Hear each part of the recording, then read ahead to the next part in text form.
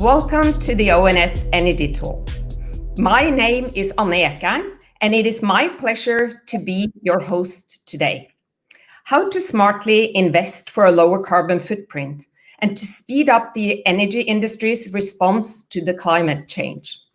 As CEO, Dr. Pratima Rangarajan is responsible for the delivery of the OGCI Climate Investments mission, creating positive outcomes in reduction of climate change. With the support and involvement of the OGCI membership companies, the OGCI Climate Initiative is looking for and investing in companies that are already or will make a difference in a climate perspective.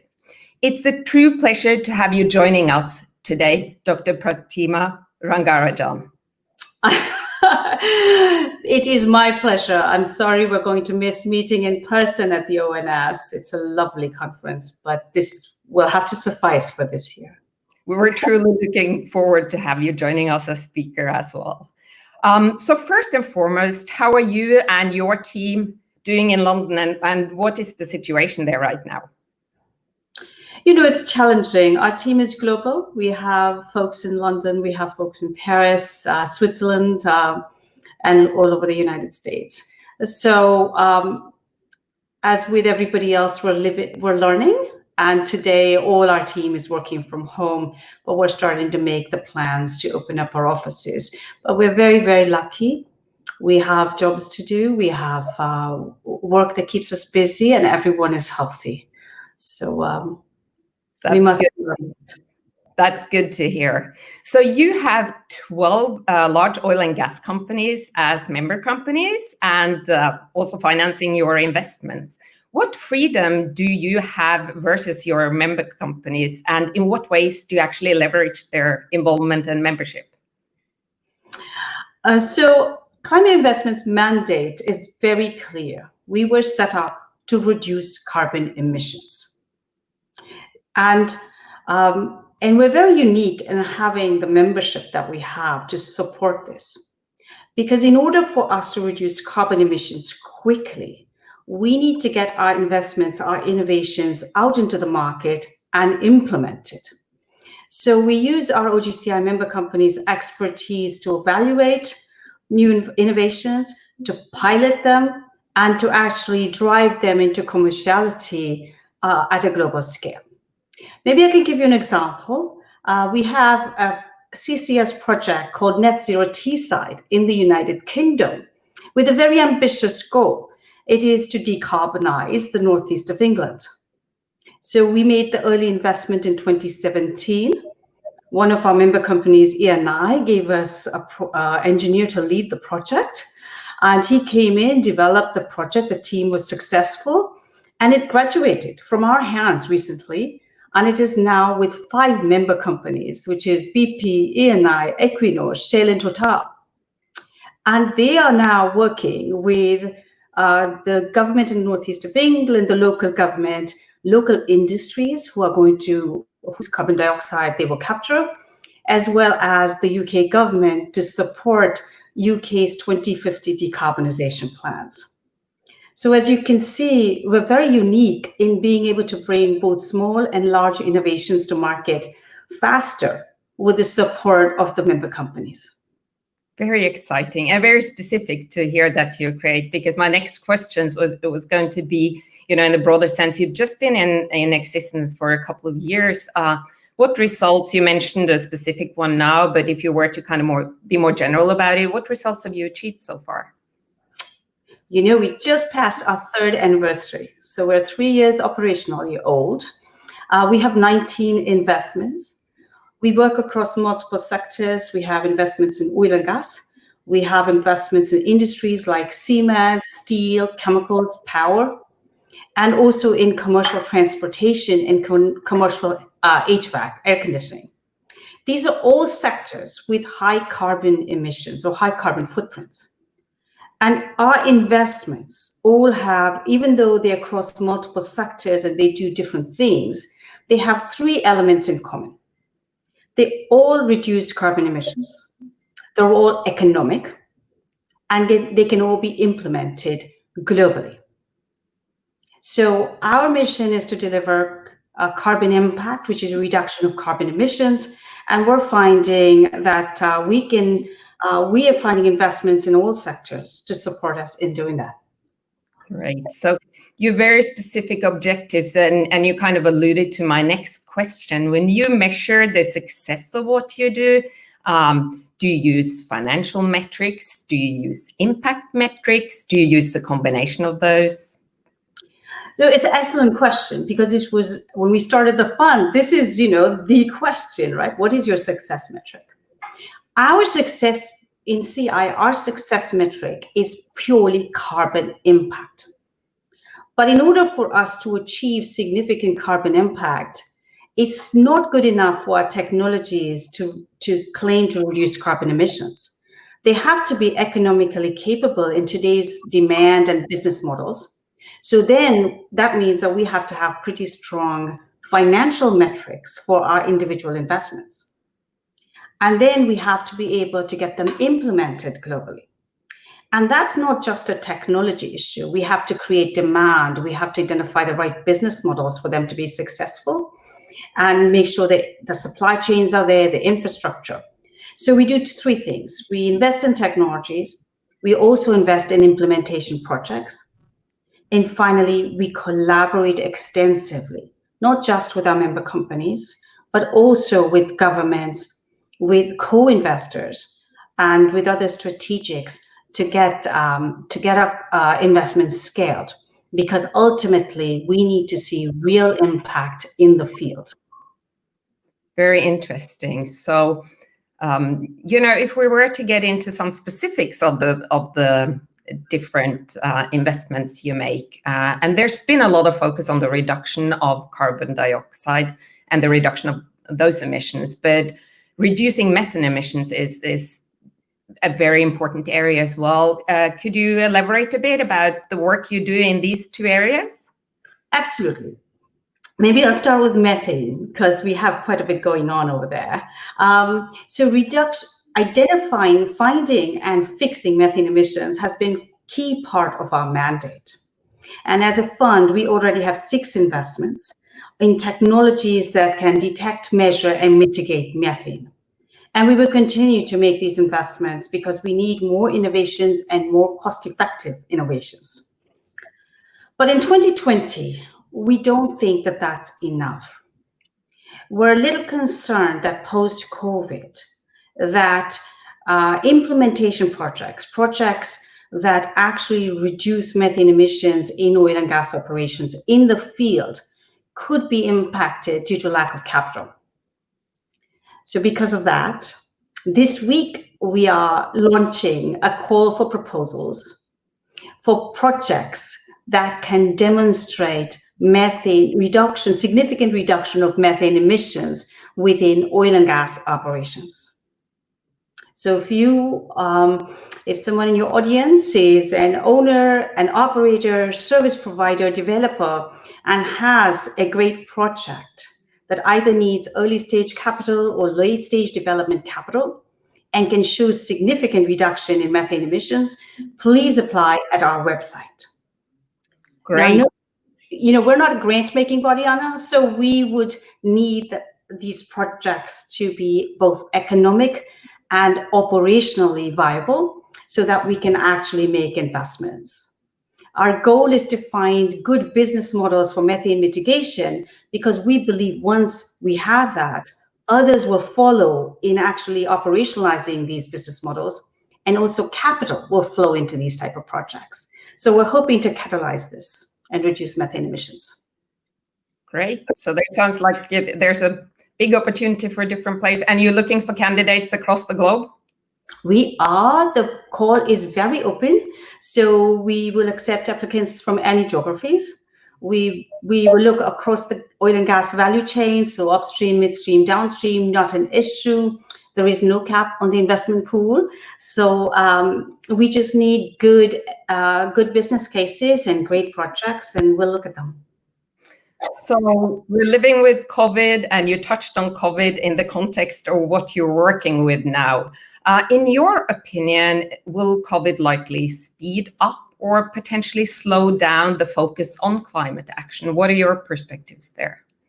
Yeah, COVID has really brought society to a halt, right? The way we knew it. And the impact has been quite tremendous on our daily lives. But when we look at carbon dioxide emissions, the estimates for 2020 is a reduction of somewhere between 4 and 8%. 4 to 8%, to put it in perspective of climate, that is the type of reduction we need year over year for decades in order to meet our climate targets. And we need to do it without disrupting our lives like we have had this year. So I think that's going to require a societal transformation that really gets at the carbon footprint. Now, if we look at where we are today, I think we have a really key opportunity to start the societal transformation. We have two events that are happening. The first is that countries are putting together their post-COVID recovery plans. And this will include billions of dollars of infrastructure spending and jobs creation. It is a perfect opportunity for all these countries to tie their recovery plans to their climate objectives. And they must do it now. And on the private sector, similar activities going on. Most companies are putting together their post-COVID strategies. These should include bold moves in emissions reduction. I really believe if we can do these two things right now, which is time for it, then we have a real head start and start in this societal transformation. And we really don't have time to wait. This is the time to act. Great. So we all need to keep the focus, and it's our sense from talking to a lot of players out there that it's high on the agenda. So in terms of when you're looking for a company, how big is the ecosystem of companies that are potential for OGCI investments? And has that landscape changed pre and post? We're not post-COVID yet, but pre-COVID and where we are today? So yes, there are lots of innovative companies out there. The trick right now is to find innovative companies that we can scale in this policy environment that we live in today, so that the business cases are very good, financially capable. And there are plenty, and we are very proud of our portfolio, and we have a long list of others that we're looking at. Having said that, I think to get the scale of change that we do need today, we have a lot of sectors need a lot of help. And for that, we need to create more demand for low carbon products. That is really, really important. Everyone is talking about it. The question is, what are we doing for it? And will we buy it? Even if it's cost effective. So we need two things. Of course, we need policy, putting a value on carbon, demand, whatever the regulations, value, whichever way we frame it, we have to ask for low carbon. And we have to drive our society in that direction. The second place we can use support is in supply chains. Both the private sector as well as the public sector, governments, have huge supply chain activities where they look for goods and services. All of these should have a carbon requirement or a climate requirement attached to it, whether it's in building materials, whether it's in freight deliveries or in energy. We should link them to carbon. And then we would have great demand. Our companies are going to be, most of our companies will be successful, whether we have change in policy or not, but they'll be successful faster and they will reach a bigger scale if we create demand. That's great. So with these last couple of months, we've all kind of moved into a digital world. In your OGCI world, how does the digital world play into the work you do? Digital is data, right? And data provides transparency. We won't fix what we can't measure. So that's the first place digital works. We use it to drive transparency. We have investments in methane detection and measurement technologies, and they're an eye-opener for some of the customers. right? When they see their own emissions. So absolutely, data is important. Another area digital is very important is in fixing the right problem. Once you can see the problem in different dimensions with data, we don't waste time and energy. And we find that in our efficiency work, CO2 efficiency work, the digital piece is very important. In fact, we've just released there's a press release this week on our newest 19th investment, which is a digital freight provider in transport efficiency. So we're very proud. So we have a portfolio of digital companies. We love them because they can get implemented faster. But on the other hand, we cannot solve the entire carbon problem just with digital. So we do both physical and digital. But data and awareness is important in getting us a long way and putting in the right measures. So when you're looking out there, are there any specific technologies that excite you a lot? Something recent, something you think will make a big difference in the near term or longer term? It's very difficult for me to pick my favorite out of all the babies. So I think, when we look at the ecosystem, people always come back to renewables. And as you know, I've worked in renewables for a long time, and renewables has done something. It has revolutionized the way we think about power generation and about decarbonizing power. But the climate challenge, the carbon challenge, is much bigger than power, much bigger.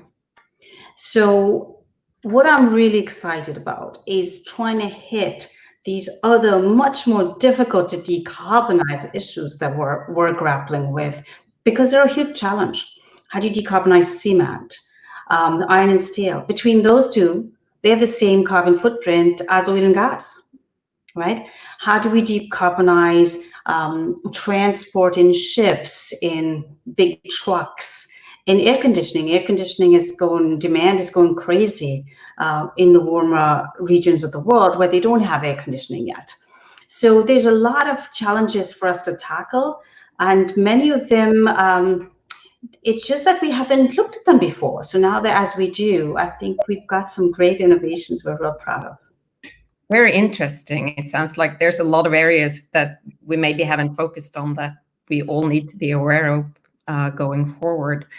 So you mentioned, the important that we all work for this, and government and everything. Between policy and technology, and maybe you can't choose, but are one or the other more important to achieving lower emissions, do you think? And do you as an organization get involved in policy and policy discussions, policy making?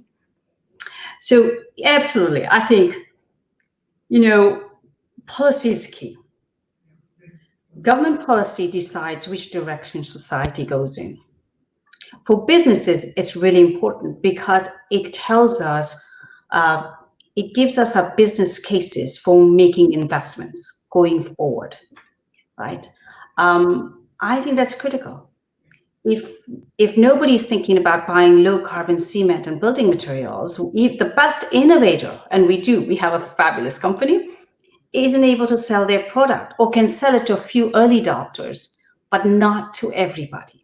And we need to get it at scale. We need to change the way we do business. So I think policy takes has to be the front runner, and it creates demand. Once demand is there, technologists are hungry for new places to apply their brains.